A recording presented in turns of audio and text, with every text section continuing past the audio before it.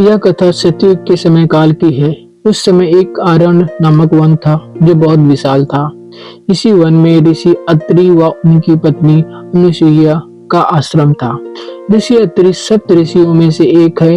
वह माता अनुसुईया को पतिव्रता स्त्री कहा जाता है।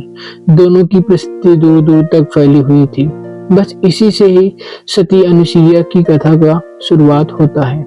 इसमें कई घटनाक्रम आएंगे जो आपके मन को मोह लेंगे।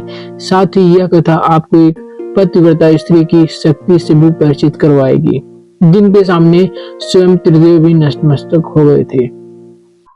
आइए कथा की शुरुआत करते हैं। एक बार नारद मुनि ने माता पार्वती, लक्ष्मी और माता सरस्वती को यह संदेश देने के लिए कि विश्व में माता अनुसुईया से बड़ी कोई पतिव्रता स्त्री नहीं है, उनके पास गए। वह उनके सामने माता अनुसुईया की पतिव्रता का बखान किया।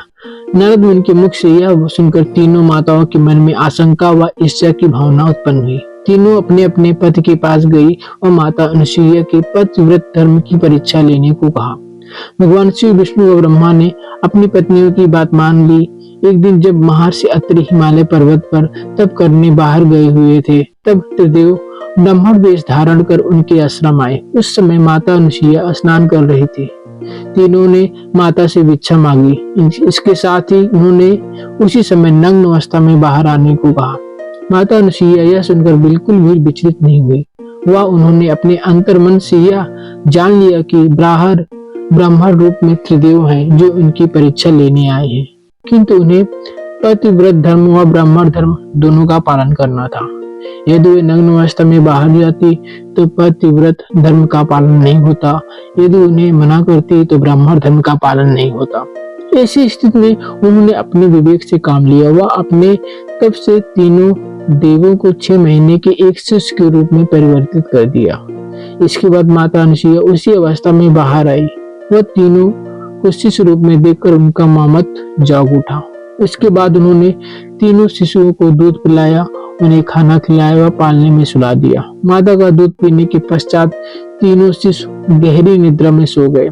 कुछ समय बीत जाने के पश्चात भी जब तीनों देव अपने अपने निवास स्थान तक नहीं पहुंचे तो तीनों देवियों को चिंता सताने लगी। तीनों देवियां नारद मुनि के साथ माता अनुसुईया के आश्रम पहुंची। वह अपने पति को बारे में पूछा। तब माता अनुसुईया ने पालने में सोए शिशुओं की ओर इशारा करके उन्हें बताया। यह देखकर तीनों देवियां बहुत व्याकुल हो उठी। वह माता अनुसुईया से उन्हें पुनः उसी रूप में लाने की प्रार्थना की। देवियों के अनुरोध के बाद माता अनुसुईया ने अपने तप से फिर से तीनों शिशुओं को पुनः वही रूप प्रदान किया। भगवान शिव, विष्णु व ब्रह्मा माता अनुसुईया के पतिव्रत धर्म व बुद्धिमत्ता से बहुत ज्यादा प्रभावित हुए। वह उन्हें वरदान मांगने को कहा। तब अनुसुईया ने उनसे प्रतीक स्वरूप तीनों के 12 रूप उसी आश्रम में स्थापित करने को कहा। तो इसी तरह से सती अनुसुईया की कहानी का अंत हो जाता है।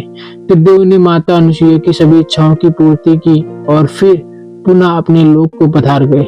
सती अनुसुईया के पुत्र के रूप में जिन त्रिदेव की पूजा की जाती है उन्हें ही हम दत्तात्रेय भगवान के नाम से जानते हैं। तो आपको ये कहानी कैसी लगी? अगर आपको अच्छी लगी हो तो इसे शेयर और लाइक और हमारे चैनल को सब्सक्राइब जरूर कीजिए। जय माता अनुसुईया की।